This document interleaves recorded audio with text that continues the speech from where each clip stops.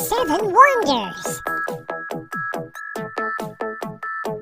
BIBO is reading a book about the natural wonders of the world.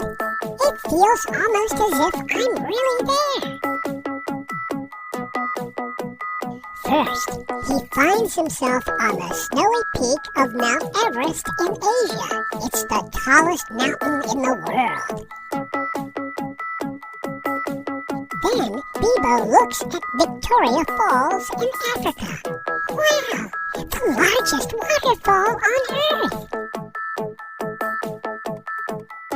Then, BIBO looks at the Grand Canyon in Arizona. Beautiful! Suddenly, BIBO is in a submarine. He looks at the creatures of the Great Barrier Reef in Australia. Now, BIBO watches the Northern Lights. This is awesome!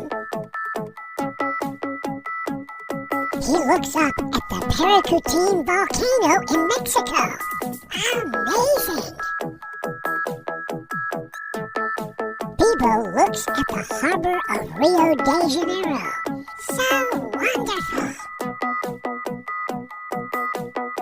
He finally closes the book and says, "Some books really do make you feel like you were really there."